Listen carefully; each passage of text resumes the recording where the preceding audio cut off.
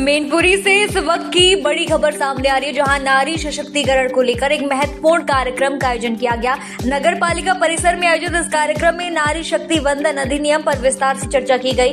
कार्यक्रम का नेतृत्व बीजेपी जिला अध्यक्ष ममता राजपूत ने किया, जिसमें बड़ी संख्या में महिलाएं और स्थानीय लोग शामिल हुए। इस दौरान वक्ताओं ने बताया कि इस अधिनियम से महिलाओं को राजनीति में 33% आरक्षण मिलेगा और संसद व विधानसभा में उनकी भागीदारी सुनिश्चित होगी। अब इस पूरे मुद्दे पर क्या बोली ममता राजपूत, सुनते हैं उनका बयान। क्या उद्देश्य है? देखिए, सबसे पहले तो माननीय मोदी जी को धन्यवाद जो नारी शक्ति वंदन अधिनियम जारी करने के लिए। और प्रेस वार्ता का उद्देश्य केवल यही है कि हमारी महिलाओं जो 33% का रिजर्वेशन आरक्षण माननीय मोदी जी के द्वारा दिया गया, क्योंकि ये आप देखें कि 30 साल पहले से जो ये मुद्दा चल रहा था, लेकिन उस पर किसी ने अमली जामा नहीं।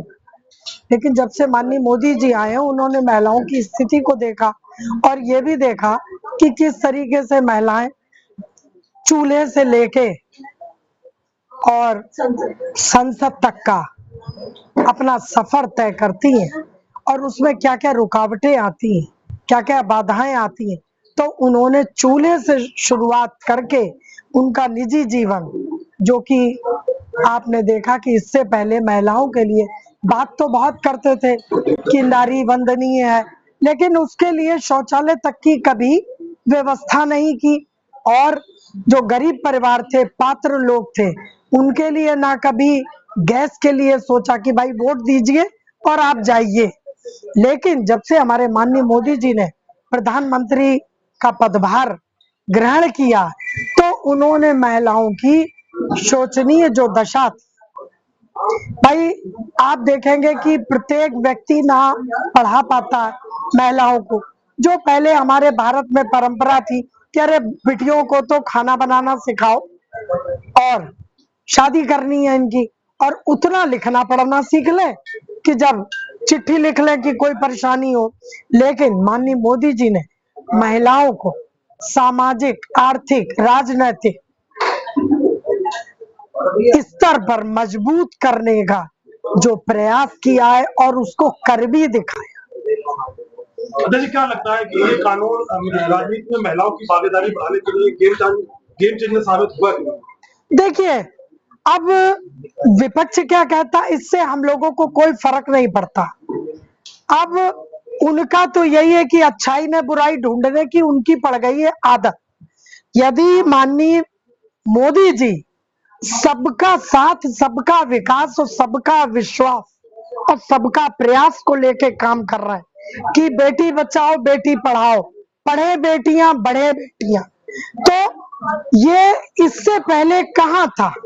आज आप देखें कि लोकसभा में भी महिलाएं पहुंच रही हैं और जो वित्त मंत्री का पद है, हमारी बड़ी बहन माननीय निर्मला सीतारमण जी, जिनके के द्वारा ये 10वां बजट पेश किया गया संसद में। विपक्ष लगातार कह रहा है ओबीसी महिला को इसमें कोटा नहीं दिया जाएगा, और फिर क्या कहना है?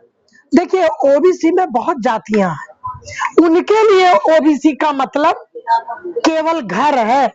ओबीसी में वो आते हैं, लेकिन केवल परिवार में प्रधान बन जाए, जिला पंचायत बन जाए, या वही सांसद बन जाए, वही एमएलए बन जाए, उनके लिए वहां तक है। अच्छा जी, एक ही बात और, ये क्या ये राजनीतिक स्टैंड है या असल में भी धरातल पर महिलाओं को ये ताकत मिलेगी, उनको उसमें आरक्षण में जो बना है उसमें उनकी भागीदारी होगी या टिकट मिलेंगे इस तरीके से मिलने चाहिए? भाई क्यों नहीं मिलेंगे, हर आपके जिले में एक सीट महिला की रिजर्व है।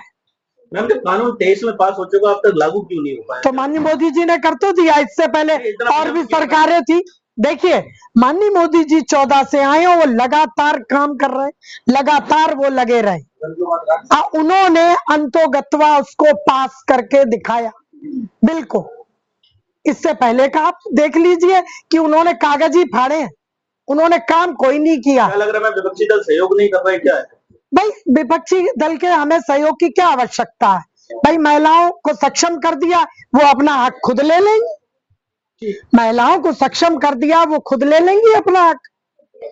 माननीय मोदी जी ने जो घर में शोषण किया जाता था महिलाओं को, इंटर तक की शिक्षा भी उन्होंने फ्री कर दी, घरों घरों शौचालय दिए, स्वयं सहायता समूह उन्होंने, जो करोड़ों महिलाएं हमारी स्वयं सहायता समूह के तहत अपना काम कर रही हैं, ड्रोन दीदी, लखपति बहन हमारी, जिनको की पक्के आवास, आप देखिए उससे पहले रजिस्ट्री जो है ना पुरुषों के नाम होती थी, अब क्यों महिलाओं के नाम होने लगी, बताइए।